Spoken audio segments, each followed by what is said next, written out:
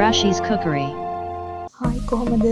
අද ඔයාලා රශීස් කුකරි YouTube channel එකට මම සාදරයෙන් පිළිගන්නවා. අද මම හදන්න යන්නේ විශේෂ කෑමක්. චට්නි එකක්. අපි මේ චට්නි එක හදාගන්නේ අම්බරෙල්ලා වලින්. අපි බලමු කොහොමද මේ චට්නි එක හදන්නේ කියලා. ඊට කලින් මම ඔයාලට පෙන්වන්නම් මේක හදාගන්න අවශ්‍ය ද්‍රව්‍ය මොනවද කියලා. හොඳින් පිරිසිදු කරලා කපාගත් අම්බරෙල්ලා, කරඳමුංගු, වතුර අඬු කෝප 3ක ප්‍රමාණයක්, සීනි ග්‍රෑම් 300ක ප්‍රමාණයක්,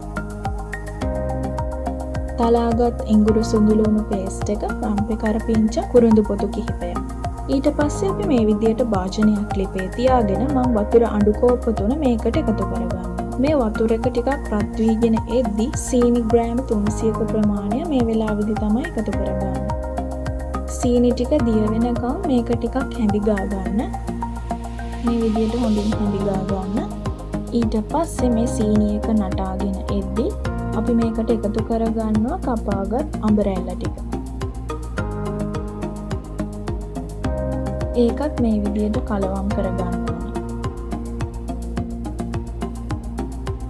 කලවම් කරගෙන අපි මේක විනාඩි 10ක් වගේ වහලා තියෙනවා මේක තැම්බෙනකම්. මේ විනාඩි 10කට පස්සේ තමයි අම්බරෙල්ලා එක යම්තාක් දුරකට මේක තැම්බිලා තියෙන්නේ මේ වෙලාවේදී. ඒක මේ වගේ පොඩි වෙලාවක් කලවම් කරගෙන අපි දැන් මේකට එකතු කරගන්නවා මිරිස් කුඩු හැඳි 3ක ප්‍රමාණයක් මම මේකට එකතු කරගන්නවා. ඔබට වඩාත් සැර විදියට අවශ්‍ය නම් තව මේකට හැන්දක් වගේ ප්‍රමාණයක් එකතු කරගන්න පුළුවන්. දැන් මම මේකට එකතු කරගන්නවා 3-5 තේ හැන්දක්. ලුණු තේ හැන්දකුත් එකතු කරගන්න.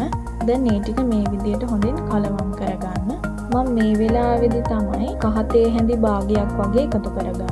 දැන් අපි ගම්මිරිස් තේ හැන්දක් වගේත් එකතු කරගන්නවා. ඔබට තවත් සැරට අවශ්‍ය නම් මේක ගම්මිරිස් තේ හැඳි දෙකක් වගේ දාගන්න පුළුවන්. ඒකත් මේ විදිහට හොඳින් කලවම් කරගන්න. ඔයාලට පේනවා ඇති දැන් මේක මේ විදිහට නටාගෙන එන්නේ. මේ වෙලාවේදී මම ඉඟුරු සුදුලුණු පේස්ට් එක එකතු කරගන්නවා. ඊට පස්සේ කුරුඳු පොතු ටිකත් මේ විදිහට එකතු කරගන්න. ඒකත් කලවම් කරගන්න.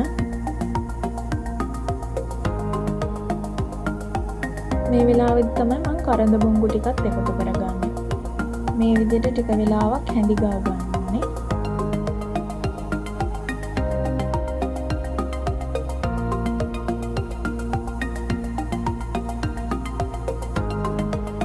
මේ වෙලාවෙදි තමයි මම කරපිංච රම්පෙ ටික එකතු කරගන්නේ.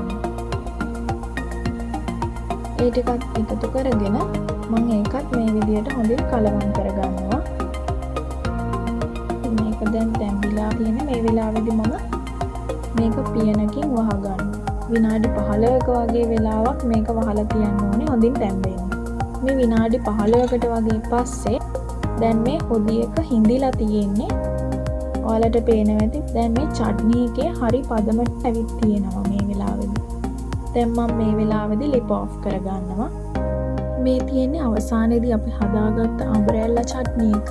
ඔයාටත් පේනවා ඇති මේක හරිම රස පාටයි. මේක ඔයාලට සතියක වගේ කාලයක් වුණත් තියාගන්න පුළුවන්. ඔයාලත් හදලා රස බලන්න හරිම රස කෑම. channel එක subscribe කරලා නැත්නම් subscribe කරන්න. මගේ වීඩියෝ එක හොඳයි නම් මගේ වීඩියෝ එකට like කරලා comment කරන්නත් අමතක කරන්න එපා. ඒ වගේම ඔයාලගේ යාළුවෝ අතරේත් මේක share කරන්න. එහෙනම් යාළුවනේ අපි ඊළඟ දවසේ තවත් රස කෑමකින් හම්බ වෙමු.